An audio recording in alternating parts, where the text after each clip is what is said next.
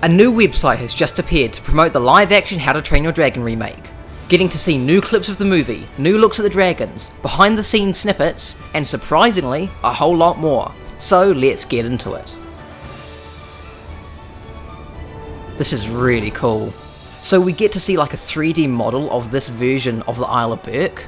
There's like little ships in the water, dragon shadows flying overhead, there's a hideous zippleback, the village, Hiccups workshop, the chief's house, the Great Hall and Library, and the arena. And then if we click on one of these places, we actually get like a 3D diorama thing of the actual set. We can go over here, walk over here, what's this then? The Vikings in Berk. Berk is where all the great Vikings and dragon slayers come to live. That's an interesting change. To make this diverse, bundling village. This wide range of cultures. You see it in the tapestries, you see it in the costuming. This really interesting group of people that are a collection of the very best of their lands. It suggests a much wider universe where we have dragons that have been a plague and a problem for many different cultures. And it also just sort of expands the world and allows us to kind of deepen our mythology and heighten the stakes for this particular story. So that's a very interesting change. In the original, Berk was just kind of like this Scandinavian village, right? But it seems like they're taking a new direction with this version, in that Berk is a village assembled of some of the best dragon fighters from all around the world. And that's how they meet their diversity quota. But them actually having a lore explanation in this version of the movie shows a whole other level of care that you don't normally get in other live action remakes. Some interesting lore details already. Wow. You can go upstairs? That's really cool. You get to like walk around the set. Viking tapestries. Oh wow, that's awesome. I bet all of these will be in the background of the movie. Oh, we can go this way. What's this? Fishlegs card collection. Oh wow, one for the Eruptodon. The Gronkle. Wow, it's actually in Viking runes. They have the class logo there. That's pretty cool.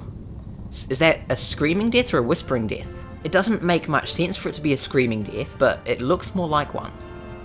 A shovel helm? That's a pretty deep cut. Thunderpede? That's from the video games. And one of the worst designs, but it looks like they've kind of redesigned it a bunch.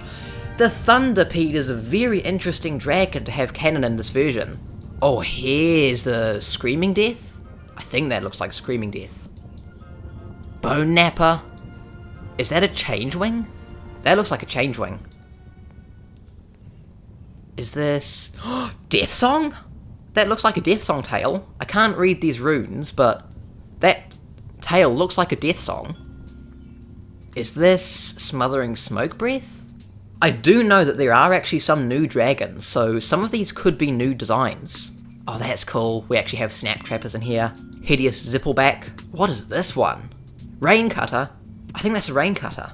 Razor Whip. I really like how they're including dragons from all the different shows and stuff. Scuttleclaw. That's cool. That's really cool. Speed Stinger. Storm Cutter. Oh, and of course Timberjack. Oh, Fireworm Queen. Monstrous Nightmare.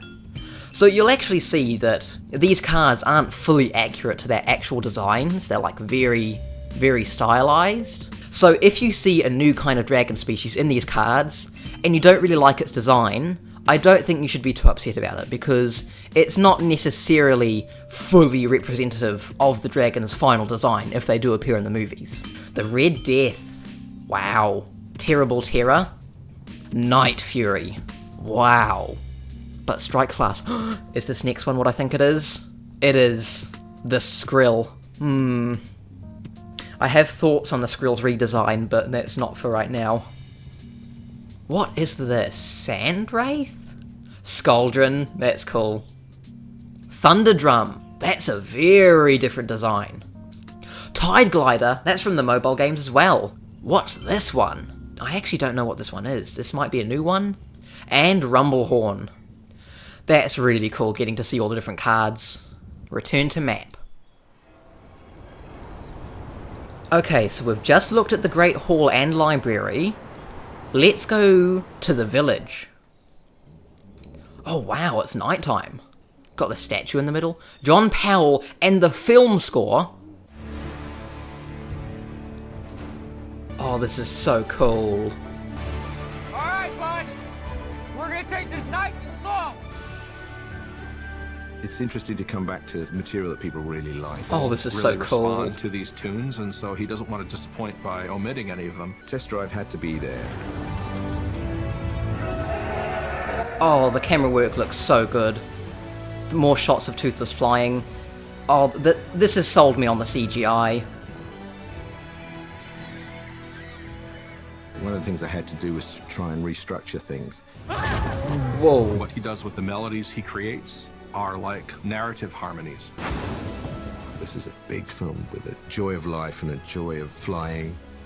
And Oh, heartbreak the of CGI looks families and the incredible. redemption of- We go to the cinema to enjoy Oh my the pleasures goodness. of imagination and invention, the rich colors.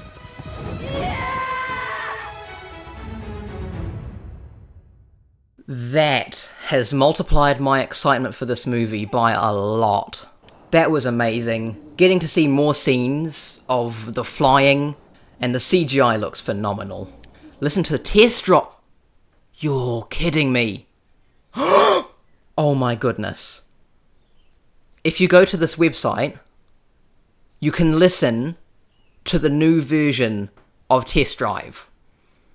I'm not going to play it here, but if you want to hear it, you can go to this website. It's welcometoburke.com. I'm going to give it a listen now. Okay, I just listened to it.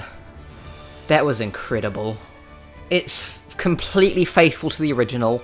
It's the same song. It still has the same feel as the original, but with some extra instruments in there, like a slightly different sound, extra strings in the background.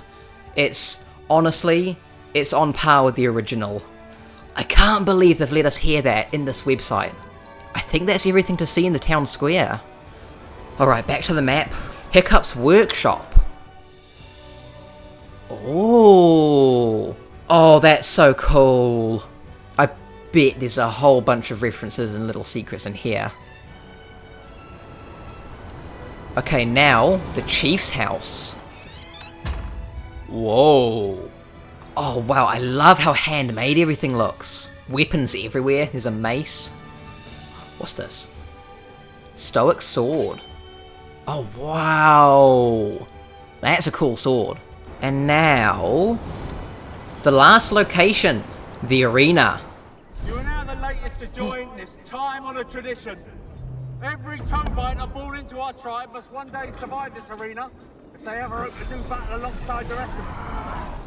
Behind these doors are just a few of the many species you will learn to fight. That's really cool. So, they have doors for all of the dragons they fight in the arena. Let's see, the hideous Zippleback. Hideous Zippleback. Oh, that's cool. The Terrible Terror. Oh wow, they have like different colours. Oh, okay, I like these little guys. The Gronkle. Gruesome Grunkle. No, the Gruesome Gronkle. Now that's something very interesting. They've kind of given the Gronkle a rename, and in this movie, they've been calling it the Gruesome Gronkle, which kind of in line with, you know, Monstrous Nightmare, Terrible Terror, Deadly Nadder, Gruesome Gronkle. I mean, it kind of makes sense. And the one I'm the most excited for, the Monstrous Nightmare. Whoa! This... I'm pretty sure the Monstrous Nightmare is my favourite of, like, the redesigns. Wow. Oh, the Monstrous Nightmare looks so good. What's this? The Deadly Nadder! The Deadly Nadder. Ooh. Get to see the spike launch attack. That's pretty cool. And I'm pretty sure that's all of the dragons. So, that is the live-action How to Train Your Dragon Welcome to Burke website. Remember, to see the full unedited clips, you can go to welcometoburke.com to explore the website for yourself, and see if you can find anything I may have missed.